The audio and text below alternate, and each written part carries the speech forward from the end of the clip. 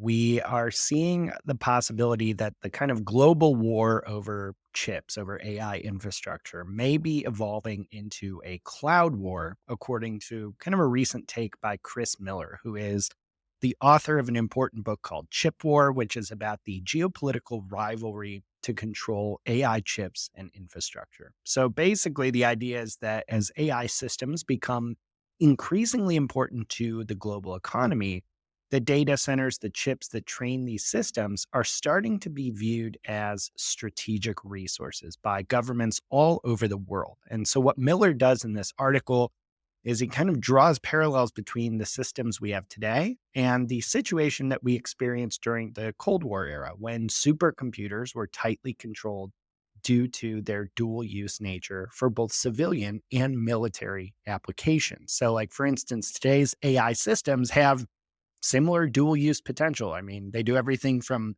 optimize food delivery apps, but also analyze satellite imagery and direct drone strikes. So, as a result of this kind of strange dynamic, like many countries are now seeking to establish their own AI infrastructure through data centers and infrastructure that's built on their soil that they control. So, for instance, countries like Saudi Arabia, the United Arab Emirates, Kazakhstan, Malaysia, they're among those that are investing very heavily in data center capacity and AI development. Now, in this article, they kind of talk about US cloud companies see tons of lucrative opportunities in this trend.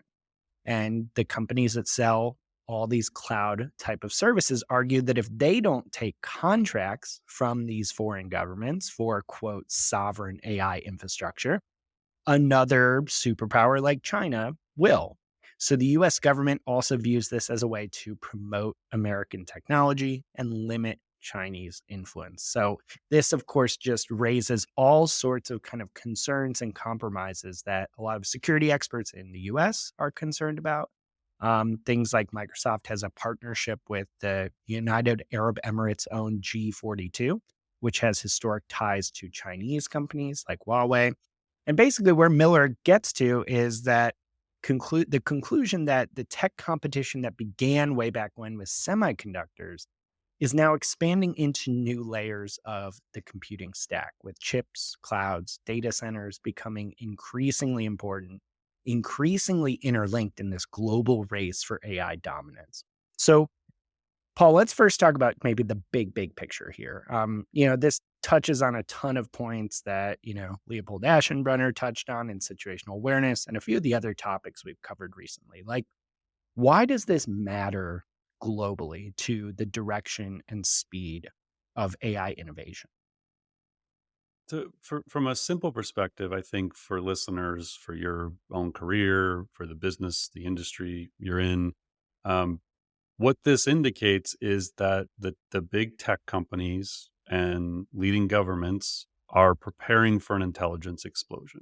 Like that, whether economists are telling us this or not, whether the latest research report is telling us this or not, whether the stock market's movements are telling us this or not, when you look out over a 3 to 10 year horizon, everyone is preparing for a world where intelligence is omnipresent.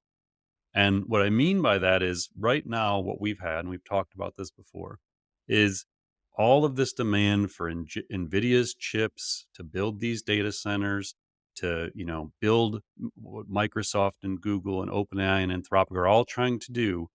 For the most part, it has been to train these very large models. And now we're trying to find, the applications for those models and trying to infuse them into businesses and find these generative AI use cases.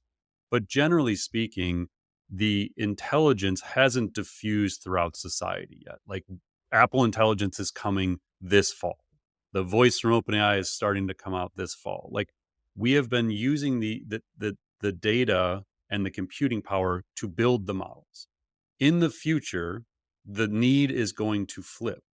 The majority of the use of these data centers and the chips that power the AI and the energy that makes it all possible is going to be used for inference. Now, we've talked about this idea before, but you have the training of the models, and then you have the inference that occurs when you and I use the models.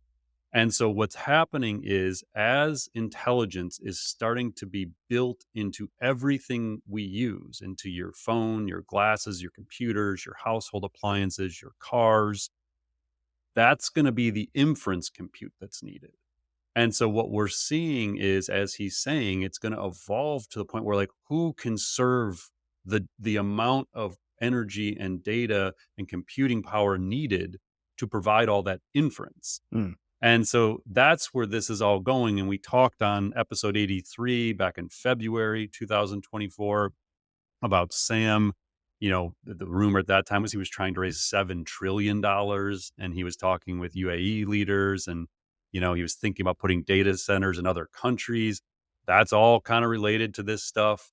There was a ton in the earnings calls that just this week about capex spend and infrastructure and how much was being put into data centers. So this is like a huge ongoing topic.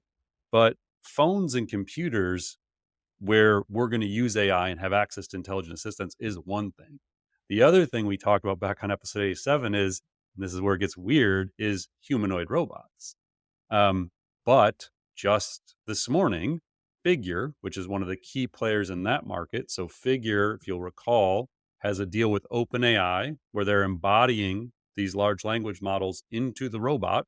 mm, And so the robot, all those 4.0 capabilities we just talked about, imagine a 6 foot tall humanoid robot that can talk to you. So now you're not just talking to your phone in a little, cute little bubble that's going. You're looking at a humanoid robot that can talk to you that way. So Brett Haddock, the founder of Figure, he tweeted this morning, or was it last night? Only recently has time opened a window of opportunity to scale billions of intelligent humanoid robots. This was not feasible 5 years ago. We are fortunate to be in 2024, the first year in history when this is possible. Life is about to turn into a sci fi film. And then they announced that they are launching Figure 2, which is the new humanoid robot, on August 6th. So next mm. week, we will get a preview of this thing. Um, he then went on and tweeted, no doubt the biggest company in our lifetime will be within humanoid robotics. A humanoid robot company will exceed 1 trillion of value purely from operating in commercial factories. So doing things like lifting stuff that humans can't, but they build them to be humanoid because the world is designed for humans. And so these things need 5 fingers and toes and all these things because they have to function like we do. A robot in the home will bring about a $20 trillion or greater company. And Figure Robot is working on both, as is Elon Musk with their Optimus at Tesla, as are other people. So the thing we have to keep in mind is we're looking at the near term future as business leaders, as practitioners, as knowledge workers. We're just trying to figure out how to use ChatGPT and like find the 3 use cases. But you have to understand that governments and tech leaders are looking way beyond that.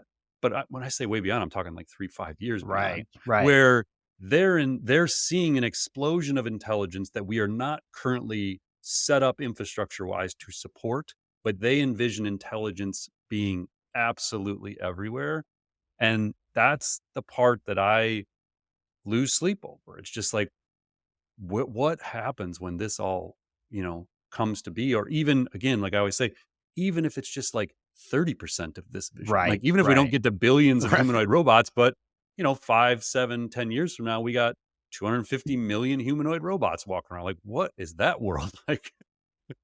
Yeah, that's so interesting to think of, and I think that's a really kind of sneakily important point is that there's tons of hype in this space. There's obviously tons of wild claims and like fantastical thinking about what can and will happen in the future. But if you look at all the signals you'd use to evaluate if someone is legit or not in any other business decision, like look where the money's going, look where the effort is going, and look at what people are actually doing in addition to what they're saying. And that seems to indicate that you're absolutely spot on. And again, if it's 20, 30% of what we're talking about here, that alone is sci-fi.